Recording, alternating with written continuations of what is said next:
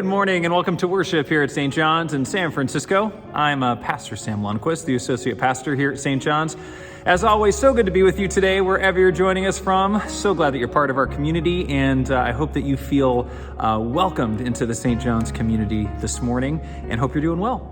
Today, we are continuing our new series called From Idol to Idol, and we're looking at all of the different ways that, as we go about our lives, in our crazy world that we sometimes get pulled away from the world that God has imagined for us, and how one of the antidotes to that, and God's antidote to that, is to find Sabbath rest. So we are continuing that today, and we will for the next several weeks, and I'm really excited about this series. I think it'll be really great for us as a community. Before we get to our message today, a few quick announcements to let you know what's going on here at St. John's. Number one, if you are a youth, middle school or high school, or you know of a youth of middle school or high school age, we're having our youth lock-in at the end of the month, the weekend before Halloween, the 28th and 29th. That'll be here in the St. John's building. We'll have a lot of fun, lots of food, lots of games, and then on Saturday morning, we'll sleep overnight here, and then Saturday morning we'll be spending that volunteering in our Harvest Food Pantry. So if you'd like to sign up, shoot Pastor Teresa an email. She'll get you all signed up, get you all the details for that.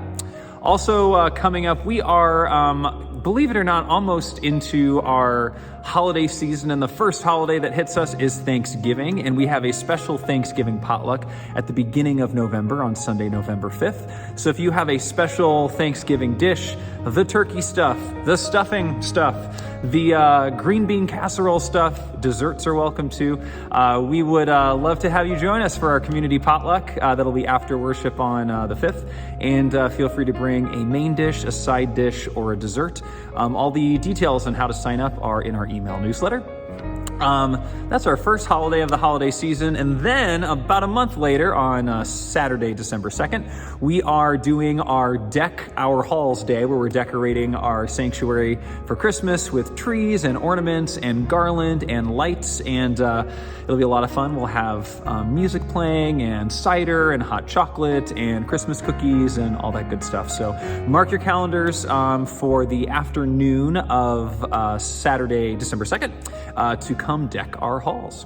Those are the big announcements. If you're here in the neighborhood, we love your help at our Harvest Food Pantry. Come on down every Saturday morning at 7:30. And don't forget, if you are in the area as well, we have our weekly reflection group that meets every Wednesday at 6:30 here in the building. And then we have meditation the first, third, and if there's a fifth Wednesday of every month here in our chapel right off of our sanctuary. So come on Wednesday nights for a chance to connect in a smaller group and just get a chance to explore your spiritual life in a deeper way. So those are all of our announcements, but wanted to remind you, as we do always, that we are always praying for you. We are always lifting up our entire community in prayer, and that means you, even if you're just joining us in this virtual way, we are praying for you and hope that you are doing well. And if you have a special prayer request or a joy or concern or anything you'd like to share with our prayer team, our pastoral team, you can send that to us. The details are on your screen right now. And finally, if you would like to respond to our ministry with your generosity, we are so grateful for that. It is through your generosity that we are able to make our community happen, and not only create community in this space, but extend that community through our ministries out into the world through all sorts of different ways. Our work with refugees and immigrants, our Harvest Food Pantry, and many other organizations and initiatives that we are a part of. And all the details to give are on your screen right now, and we thank you for your generosity. With that, as I said, I hope that you are well whenever you may be watching this. I hope that you feel God's love and God's compassion in your midst, and I hope that you feel a part of our church community today. Thank you for being here today. Let us worship God.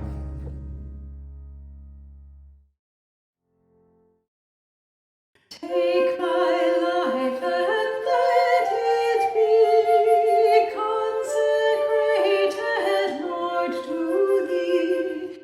Take my moments and my days, let them flow in ceaseless praise. Let them flow in ceaseless praise.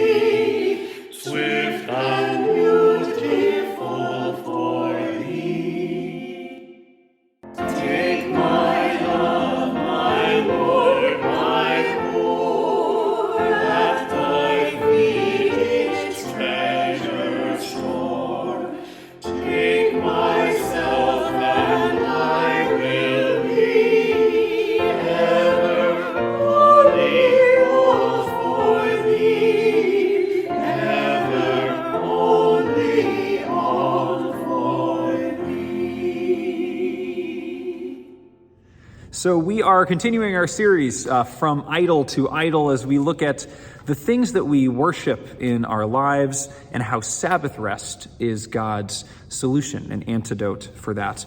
And if you remember last week, we spent time with the granddaddy of all idol stories, the story of the golden calf. And we saw how the Israelites were waiting and wandering out in the desert, and in their uncertainty of where God was and what God had for them, where they were going, they needed to create an idol to worship. And so they did. And we also saw that in the midst of that God had great compassion and understood how difficult it is for us as human beings to stick to the road, to follow the path, and to not follow the shiny thing that is in our midst.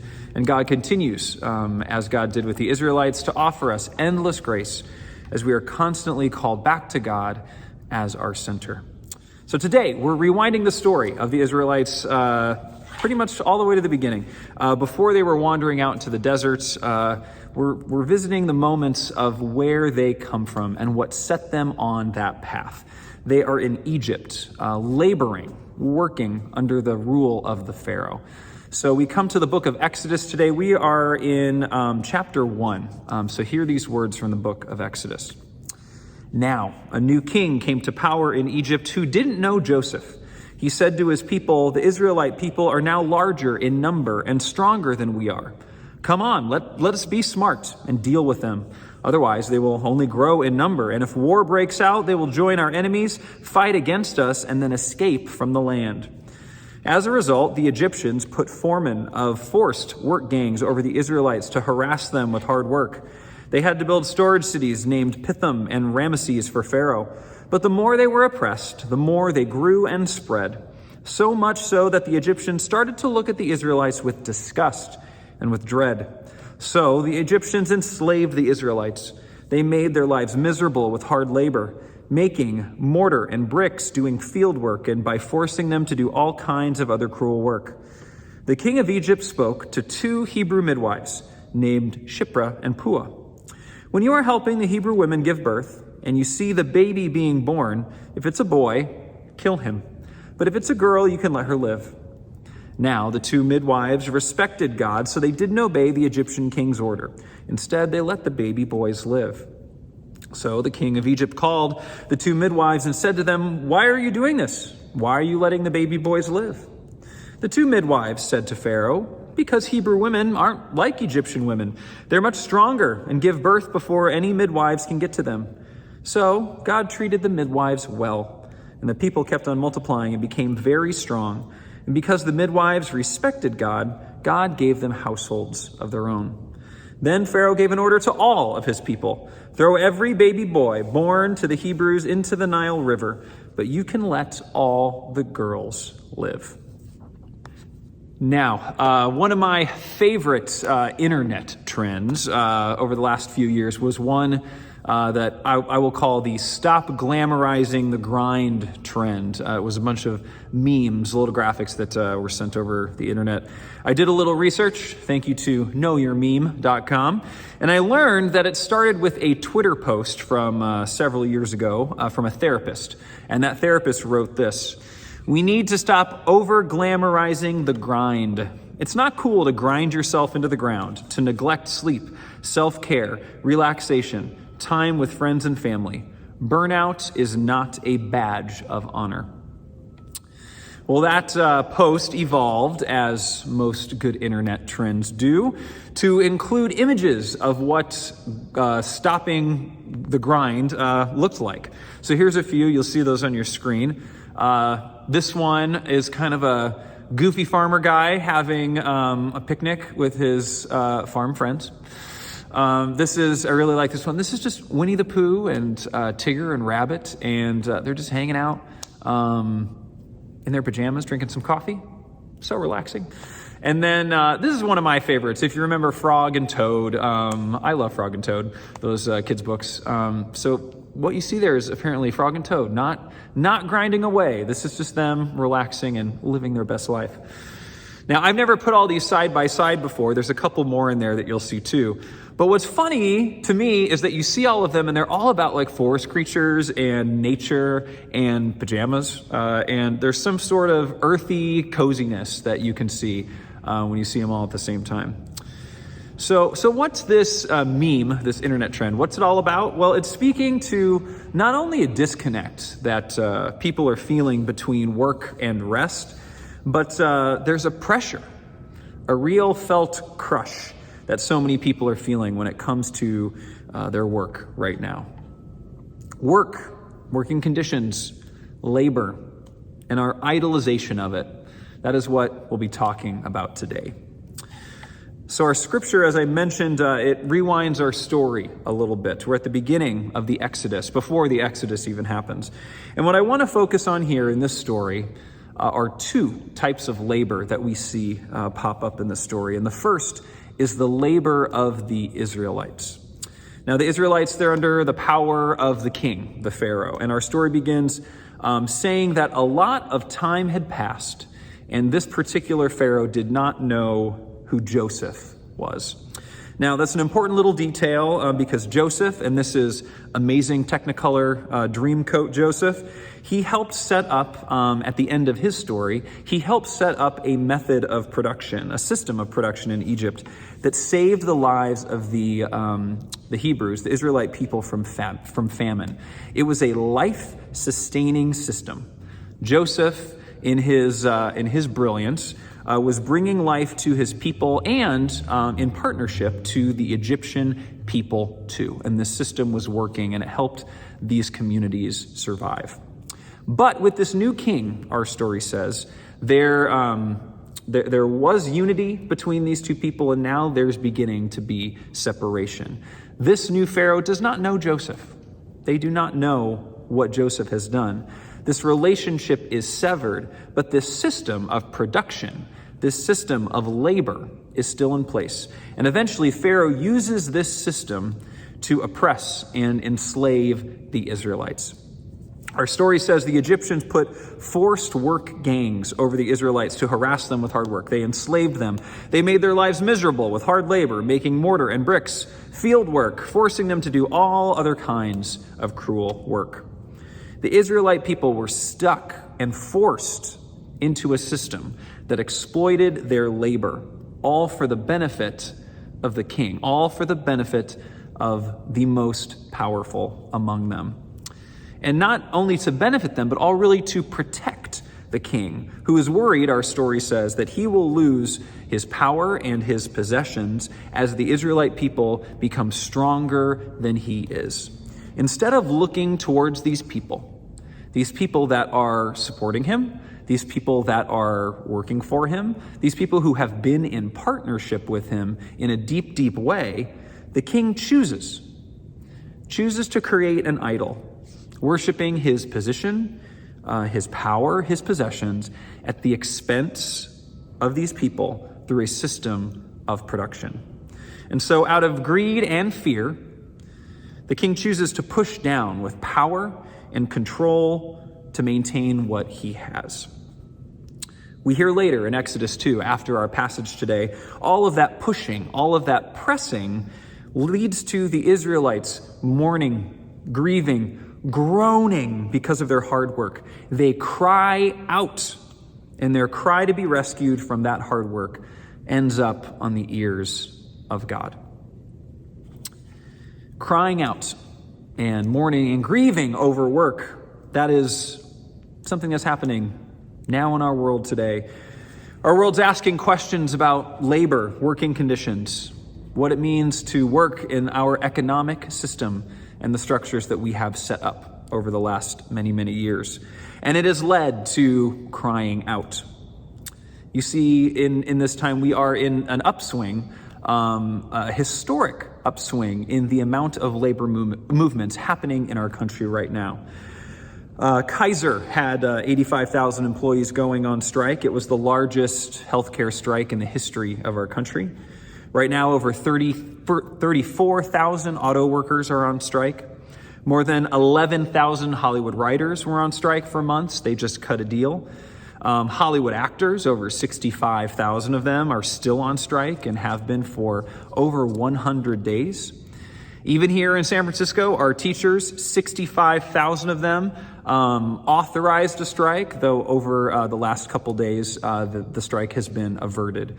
But all of these questions, all of this energy, all of this crying out about what is work, what are we doing, what is fair, and how does this system need to be rearranged? People have felt pressed and pushed down across unrelated industries in different parts of the country, even beyond commerce into our social and political services. In my own conversations with folks, I hear many feeling the intense pressure of the grind, the idol of production that continues to hover over us all. On one level, I hear people crushed by the expectations of their work, their desire to achieve and do well in their careers, but feeling unsatisfied, feeling empty, feeling burnt out, feeling unable to live the life that they desire and live with the time and the energy that they need to spend time with friends and family and doing the things that they love. On the other hand, it is the actual crush of work itself. People needing to work multiple jobs, long hours, unsustainable hours just to stay afloat, and others working to keep up with the Joneses in an ever more expensive and more uncertain world. Labor, work, and production are all necessary things that we need in this world to create the things that we need to sustain our lives and to care for one another. At its best, that is what production is for. So we can share resources, so we can share talent, and so the needs of the people are taken care of. But as an idol, work, labor, and production can become crushing as we find ourselves more and more disconnected from ourselves and from one another. But in the midst of that crush, a similar crush that our Israelites felt in their story today, this story of crushing labor offers us another type of labor where we can see God doing something new in a different way.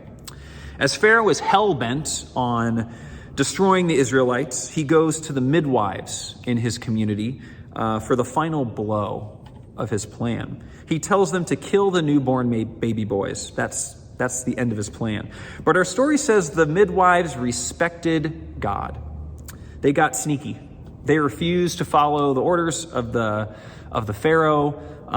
They told him a long story about how the Israelite people give birth a lot faster than the Egyptian people, so they couldn't make the plan work. But together, these two midwives, they show that in the midst of this system of oppression and production, in the face of great power and great fear and great threat, it is possible to be different and to do different. And I wonder if that's because they knew in their lives and in their work, a different type of labor existed. Here we have Pharaoh's empire of endless production, power, might, enslavement, oppression. That endless production is coming up against two women who understand labor in their time with mothers, who are slowly nurturing life. These midwives live in a different rhythm. They live in a rhythm of waiting and waiting. And they live acknowledging that sometimes we have to let go and know that God is really the one making life happen. That is the work that they do, is to care and sustain, but to wait and let God grow new life. It is a completely different mindset of work. It is one that is about sustaining someone along a journey and being present to care for them. It is work that requires the eyes to be on another and the eyes to be on life itself. It is an interruption to the onslaught of oppressive, suffocating labor that the Israelite people are living under. And I think it is a foretaste of Sabbath rest. which is a gift and a commandment that the Israelites will receive as they leave this place of labor, as they get freedom from this labor out of Egypt. Barbara Brown Taylor, amazing preacher, she spent time in her life intentionally practicing Sabbath rest. And when she was in that rhythm, she wrote about what it did to her life. She found friction initially. She found friction when her ways of working met her Sabbath. It didn't work out initially. It felt odd. It felt not normal or not right. But eventually that friction, she says, friction turned into freedom. She says, one day a week, should, ought, and must had no power over me. I did not worship the clock, the dollar, or my superego. I worshiped God instead, whom I trusted to run the world for one day without my help. I cannot even bring myself to tell you how I spent those days, since my mind still calls it sloth. It was not sloth, it was Sabbath, and its effect was immediate. Relationships became more spacious. Prayer became more spacious. Time itself became more spacious. Instead of charging out of the gates on Monday mornings, I found myself sauntering instead, still relishing the freedom of the day before. There was never enough time to get everything done, but I finally understood there never would be. There would only be enough time to live with as much gratitude as I could muster. When's the last time you took a moment to saunter in freedom? When's the last time you took a moment, a day, just to be, just to live with no shoulds, no musts, no ought tos, nothing hovering over you, letting go of all of that and acknowledging that the world will still spin, life will still go on, goodness will still arise, because God's doing that. We got nothing to do with it. It is important and so life-giving to take that Sabbath rest and to know that you are held and cared for by God. Our two amazing midwives teach us that there are different ways to be in this world. Slower ways, more attentive ways, ways that acknowledge that God's the one running things. It's not us. And in our modern production mindset, which turns out, our story says, is not so modern at all, seems like that wouldn't make sense. We want to work, make things happen, change the world. And the more we work, we think the better things will be. That helps us, to get ahead and to make things happen. We're trained to do that. But we can step out of that. We can step out of that. We can step out of empire and be someplace different. It is there, in those moments when we don't need to answer to anyone, that we can finally rest in the truth. And the truth is that you don't belong to Pharaoh. You don't belong to your work. You are just as valuable as every other person because you belong to God. That is liberation. That is freedom. And that is good news for us today. We are people of the Sabbath. We are people of the Sabbath. And may we live into that. And may we be bold as we live into that. May we find time for a rhythm of rest, whatever that might look like for us. And when we can, may we create that space for others so they can rest, so they can be, so they can know that they are valuable. May we, like Shipra and Pua, our midwives, be bold to go against the grind and return to our home in God's arms. Again and again and again, where we know we will find peace, we will find comfort, we can rest. Amen. My friends, it has been a joy and a privilege to be with you today, and I am keeping you in prayer this week. I hope that your week ahead goes well. Know that you are held in the arms of our community that is caring for you through prayer. As you go into this week, may you be bold in your rest. May you step out of production and obligation and responsibility just to be present and just to be you, however you are. And know that God sees you, knows you, holds you, and loves you in all of that. As you go, may you know that there is a God of love and endless compassion and patience that watches over you. That Christ is your friend and companion on life's journey, always walking by your side. And the fire of the Holy Spirit burns within your heart and always whispers that you are loved. Go in peace and go in love. Amen.